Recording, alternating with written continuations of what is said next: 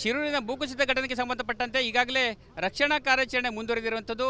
ಕಾರವಾರ ಶಾಸಕರಾದ ಸತೀಶ್ ಅವರ ಉಸ್ತುವಾರಿಯಲ್ಲಿ ಪೊಲೀಸರು, ಅಧಿಕಾರಿಗಳು ಎಲ್ಲರೂ ಕೂಡ ಕಾರ್ಯಾಚರಣೆ ಮಾಡ್ತಾ ಇದ್ದಾರೆ. ಈ ಹಿಂದಿನ ಕಾರ್ಯಾಚರಣೆಯ ಬಗ್ಗೆ ಶೈಲ ಅವರಿಂದ ಮಾಹಿತಿ ಪಡ್ಕೊಂಡ. ಸರ್, ಈಗ ಇವತ್ತಿನ ಕಾರ್ಯಾಚರಣೆ ಯಾವ ಹಂತಕ್ಕೆ ಬಂತು?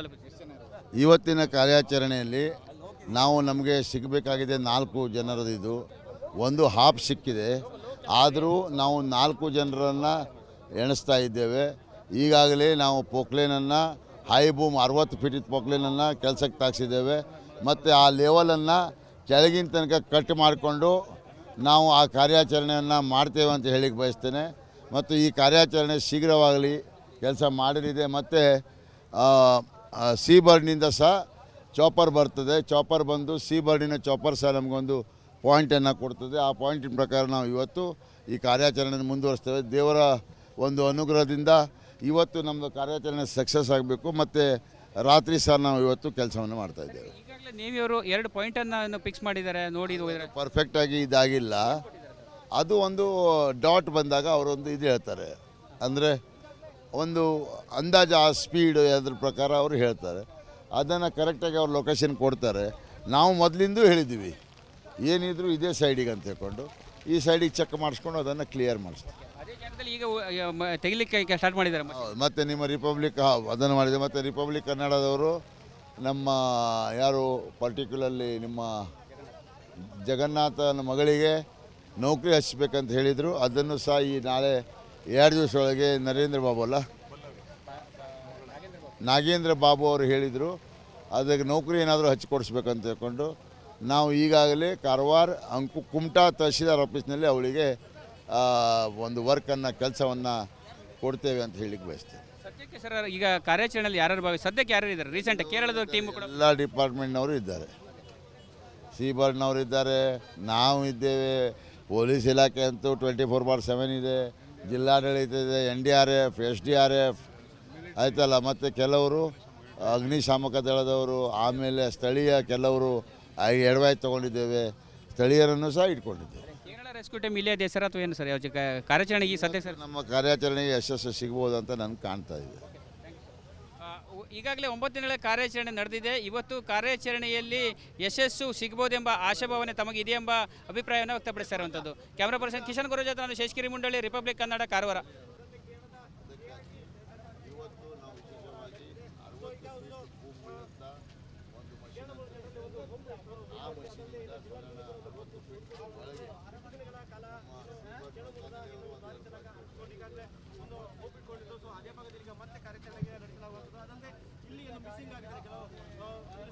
ಜಗನ್ನಾಥ್ ಆಗಿರ್ಬೋದು, ಲೋಕೇಶ್ ಆಗಿರ್ಬೋದು, ಹಾಗೂ ಲಾರಿ ಚಾಲಕ ಸರ್ವಣ ಅವರ ನೇತೃತ್ವದಲ್ಲಿ ಕೂಡ ಇದೊಂದು ಟೆಕ್ನಾಲಜಿ ಕೂಡ ಈಗ ಡ್ರೋನ್ ಹಾರಿಸಿ ಅದರ ಮೂಲಕ ರೇಡಾರ್ ಸಿಗ್ನಲ್ ಮೂಲಕ ಏನು ಮಣ್ಣಿನ ಅಡಿಯಲ್ಲಿ, ಆ ನೀರಿನ ಅಡಿಯಲ್ಲಿ ಏನೆಲ್ಲ ಇರುವಂಥದ್ದು ಅದನ್ನು ಕೂಡ ಪತ್ತೆ ಹಚ್ಚಲಿಕ್ಕೆ ಎಲ್ಲ ಈಗಾಗಲೇ ಏನೋ ಸಿದ್ಧತೆ ಕೂಡ ಈಗಾಗಲೇ ಮಾಡಿರುವಂಥದ್ದು. ಸೊ ಆ ಟೆಕ್ನಾಲಜಿ ಕೂಡ ನಾಳೆ ಬರ್ತಾ ಇದೆ. ಸೊ ಆ ಟೆಕ್ನಾಲಜಿ ಕಾರವಾರ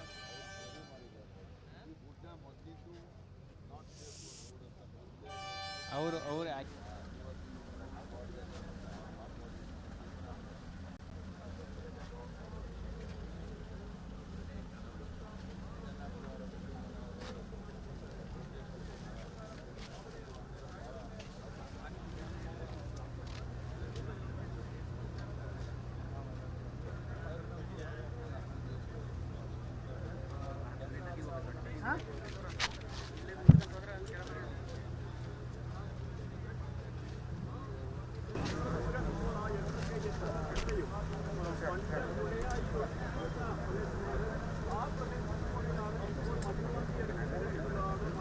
കാര്യങ്ങളെല്ലാം മറികടന്നുകൊണ്ട് ഇപ്പോൾ വളരെ ദ്രുതഗതിയിൽ എല്ലാ സംവിധാനങ്ങളും ഉപയോഗിച്ചുകൊണ്ട് ആധുനിക സാങ്കേതികവിദ്യ ഉപയോഗിച്ചുള്ള പരിശോധന അത് ശരിയിൽ നടക്കുകയാണ്. സാനിയുടെ എക്സ്കവേറ്റർ ആധുനിക സൗകര്യം വന്നൊരു സാഹചര്യത്തിൽ, അല്ലെങ്കിൽ 60 ഫീറ്റ് ദൂരേക്ക് പോകാൻ പറ്റുന്ന സാനി എക്സ്കവേറ്റർ വന്നൊരു സാഹചര്യത്തിൽ അത് കേന്ദ്രീകരിച്ചുകൊണ്ട് ആ സ്പോട്ട് മാത്രം മാർക്ക് ചെയ്തുകൊണ്ടുള്ള അന്വേഷണം അത് നടക്കുന്നുണ്ട്. നേരത്തെ റഡാർ പരിശോധനയിലടക്കം ചില സൂചനകൾ ആ പ്രദേശം കേന്ദ്രീകരിച്ച് കിട്ടിയിരുന്നു. അതിൻ്റെ കൂടി അടിസ്ഥാനത്തിലാണ് പ്രത്യേക പ്രദേശമുണ്ട്, സാനി എക്സ്കവേറ്ററാണ്, അത് എക്സ്കവേറ്റർ മണ്ണ് മാറ്റിക്കൊണ്ടിരിക്കുകയാണ്.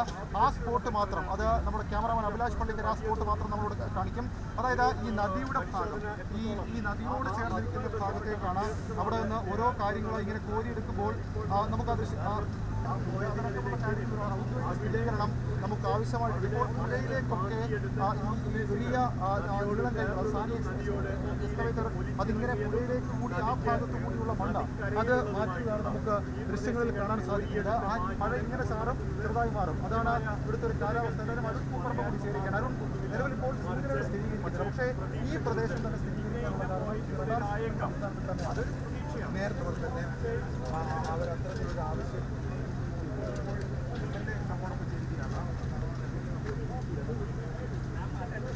ಶಿರೂರಿನ ಭೂಕುಸಿತ ಘಟನೆಗೆ ಸಂಬಂಧಪಟ್ಟಂತೆ ಈಗಾಗಲೇ ರಕ್ಷಣಾ ಕಾರ್ಯಾಚರಣೆ ಮುಂದುವರೆದಿರುವಂಥದ್ದು. ಕಾರವಾರ ಶಾಸಕರಾದ ಸತೀಶ್ ಅವರ ಉಸ್ತುವಾರಿಯಲ್ಲಿ ಪೊಲೀಸರು ಅಧಿಕಾರಿಗಳು ಎಲ್ಲರೂ ಕೂಡ ಕಾರ್ಯಾಚರಣೆ ಮಾಡ್ತಾ ಇದ್ದಾರೆ. ಈ ಇಂದಿನ ಕಾರ್ಯಾಚರಣೆಯ ಬಗ್ಗೆ ಶೈಲ ಅವರಿಂದ ಮಾಹಿತಿ ಪಡ್ಕೊಂಡ. ಸರ್, ಈಗ ಇವತ್ತಿನ ಕಾರ್ಯಾಚರಣೆ ಯಾವ ಹಂತಕ್ಕೆ ಬಂತು? ಇವತ್ತಿನ ಕಾರ್ಯಾಚರಣೆಯಲ್ಲಿ ನಾವು ನಮಗೆ ಸಿಗಬೇಕಾಗಿದೆ 4 ಜನರದ್ದು. ಇದು ಒಂದು ಹಾಪ್ ಸಿಕ್ಕಿದೆ, ಆದರೂ ನಾವು 4 ಜನರನ್ನು ಎಣಿಸ್ತಾ ಇದ್ದೇವೆ. ಈಗಾಗಲೇ ನಾವು ಪೋಕ್ಲೇನನ್ನು ಹೈ ಬೂಮ್ 60 ಫೀಟ್ ಪೋಕ್ಲೇನನ್ನು ಕೆಲಸಕ್ಕೆ ತಾಗಿಸಿದ್ದೇವೆ. ಮತ್ತು ಆ ಲೆವೆಲನ್ನು ಕೆಳಗಿನ ತನಕ ಕಟ್ ಮಾಡಿಕೊಂಡು ನಾವು ಆ ಕಾರ್ಯಾಚರಣೆಯನ್ನು ಮಾಡ್ತೇವೆ ಅಂತ ಹೇಳಿಕ್ಕೆ ಬಯಸ್ತೇನೆ. ಮತ್ತು ಈ ಕಾರ್ಯಾಚರಣೆ ಶೀಘ್ರವಾಗಲಿ ಕೆಲಸ ಮಾಡಲಿದೆ. ಮತ್ತು ಸಿ ಬರ್ಡ್ನಿಂದ ಸಹ ಚಾಪರ್ ಬರ್ತದೆ. ಚಾಪರ್ ಬಂದು ಸಿ ಬರ್ಡಿನ ಚಾಪರ್ ಸಹ ನಮಗೊಂದು ಪಾಯಿಂಟನ್ನು ಕೊಡ್ತದೆ. ಆ ಪಾಯಿಂಟಿನ ಪ್ರಕಾರ ನಾವು ಇವತ್ತು ಈ ಕಾರ್ಯಾಚರಣೆಯನ್ನು ಮುಂದುವರಿಸ್ತೇವೆ. ದೇವರ ಒಂದು ಅನುಗ್ರಹದಿಂದ ಇವತ್ತು ನಮ್ಮದು ಕಾರ್ಯಾಚರಣೆ ಸಕ್ಸಸ್ ಆಗಬೇಕು. ಮತ್ತು ರಾತ್ರಿ ಸಹ ನಾವು ಇವತ್ತು ಕೆಲಸವನ್ನು ಮಾಡ್ತಾಯಿದ್ದೇವೆ. ಈಗಾಗಲೇ ನೇವಿಯವರು 2 ಪಾಯಿಂಟನ್ನು ಫಿಕ್ಸ್ ಮಾಡಿದ್ದಾರೆ, ನೋಡಿ ಪರ್ಫೆಕ್ಟಾಗಿ ಇದಾಗಿಲ್ಲ. ಅದು ಒಂದು ಡಾಟ್ ಬಂದಾಗ ಅವರೊಂದು ಇದು ಹೇಳ್ತಾರೆ, ಅಂದರೆ ಒಂದು ಅಂದಾಜು ಆ ಸ್ಪೀಡು ಅದ್ರ ಪ್ರಕಾರ ಅವರು ಹೇಳ್ತಾರೆ. ಅದನ್ನು ಕರೆಕ್ಟಾಗಿ ಅವ್ರು ಲೊಕೇಶನ್ ಕೊಡ್ತಾರೆ. ನಾವು ಮೊದಲಿಂದೂ ಹೇಳಿದ್ದೀವಿ ಏನಿದ್ರು ಇದೇ ಸೈಡಿಗೆ ಅಂತ ಹೇಳ್ಕೊಂಡು ಈ ಸೈಡಿಗೆ ಚೆಕ್ ಮಾಡಿಸ್ಕೊಂಡು ಅದನ್ನು ಕ್ಲಿಯರ್ ಮಾಡಿಸ್ತೀವಿ. ಅದೇ ಜಾಗದಲ್ಲಿ ಈಗ ತೆಗಿಲಿಕ್ಕೆ ಸ್ಟಾರ್ಟ್ ಮಾಡಿದ್ದಾರೆ.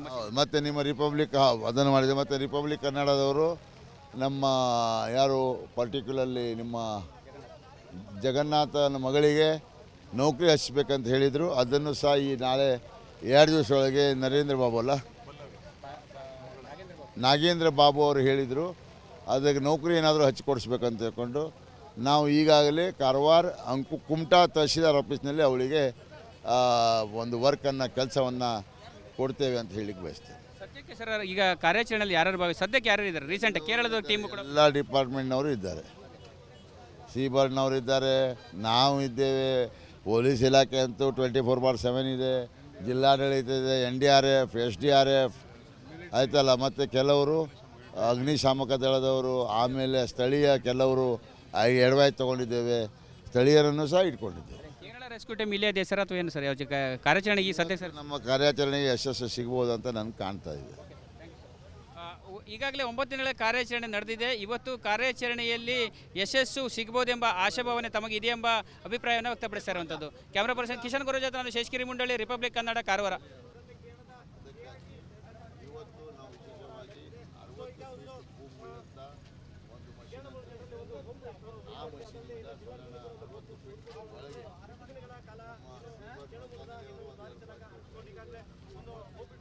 ಅದೇ ಭಾಗದಲ್ಲಿ ಈಗ ಮತ್ತೆ ಕಾರ್ಯಾಚರಣೆಗೆ ನಡೆಸಲಾಗುವುದು. ಅದಲ್ಲದೆ ಇಲ್ಲಿ ಏನು ಮಿಸ್ಸಿಂಗ್ ಆಗಿದ್ದಾರೆ ಕೆಲವು ಸ್ಥಳೀಯರು, ಜಗನ್ನಾಥ್ ಆಗಿರ್ಬೋದು, ಲೋಕೇಶ್ ಆಗಿರ್ಬೋದು, ಹಾಗೂ ಸರ್ವಣ ಲಾರಿ ಚಾಲಕ ಸರ್ವಣ ಅವರ ನೇತೃತ್ವದಲ್ಲಿ ಕೂಡ ಇದೊಂದು ಟೆಕ್ನಾಲಜಿ ಕೂಡ ಈಗ ಮತ್ತೆ ಡ್ರೋನ್ ಹಾರಿಸಿ ಅದರ ಮೂಲಕ ರೇಡಾರ್ ಸಿಗ್ನಲ್ ಮೂಲಕ ಏನು ಮಣ್ಣಿನ ಅಡಿಯಲ್ಲಿ ಆ ನೀರಿನ ಅಡಿಯಲ್ಲಿ ಏನೆಲ್ಲ ಇರುವಂಥದ್ದು ಅದನ್ನು ಕೂಡ ಪತ್ತೆ ಹಚ್ಚಲಿಕ್ಕೆ ಎಲ್ಲ ಈಗಾಗಲೇ ಏನೋ ಸಿದ್ಧತೆ ಕೂಡ ಈಗಾಗಲೇ ಮಾಡಿರುವಂಥದ್ದು. ಸೊ ಆ ಟೆಕ್ನಾಲಜಿ ಕೂಡ ನಾಳೆ ಬರ್ತಾ ಇದೆ.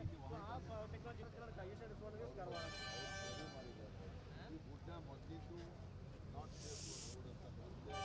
ಅವರು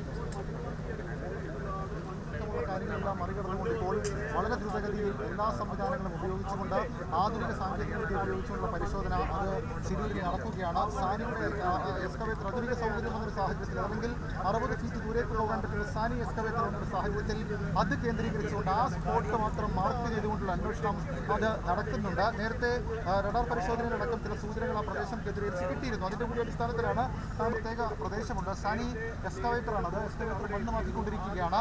ആ സ്പോട്ട് മാത്രം അത് നമ്മുടെ ക്യാമറാമാൻ അഭിലാഷ് പള്ളിക്കർ ആ സ്പോട്ട് മാത്രം നമ്മളോട് കാണിക്കും. അതായത് ഈ നദിയുടെ ഭാഗം ഈ നദിയോട് ചേർന്നിരിക്കുന്ന ഭാഗത്തേക്കാണ്. അവിടെ നിന്ന് ഓരോ കാര്യങ്ങളും ഇങ്ങനെ കോരിയെടുക്കുമ്പോൾ നമുക്ക് അത് സ്ഥിരീകരണം നമുക്ക് ആവശ്യമായിട്ട് ഇപ്പോൾ പുഴയിലേക്കൊക്കെ ഈ വലിയ ഉരുളൻ കൈകൾ സാനി എക്സ്കവേറ്റർ അതിങ്ങനെ പുഴയിലേക്ക് കൂടി ആ ഭാഗത്തു കൂടിയുള്ള മണ്ണ് അത് മാറ്റുകയാണ് നമുക്ക് ദൃശ്യങ്ങളിൽ കാണാൻ സാധിക്കുന്നത്. ആ മഴ ഇങ്ങനെ ചാറും ചെറുതായി മാറും. അതാണ് ഇവിടുത്തെ ഒരു കാലാവസ്ഥ. എന്തായാലും അരുൺ പൂപ്പറമ്പ് കൂടി ചേരുകയാണ്. അരുൺ, നിലവിൽ ഇപ്പോൾ സൂചനകൾ സ്ഥിരീകരിക്കുന്നില്ല, പക്ഷേ ഈ പ്രദേശം തന്നെ സ്ഥിരീകരിക്കാനുള്ള കാരണം അതൊരു നേരത്തെ തന്നെ അവരത്തരത്തിലൊരു ആവശ്യം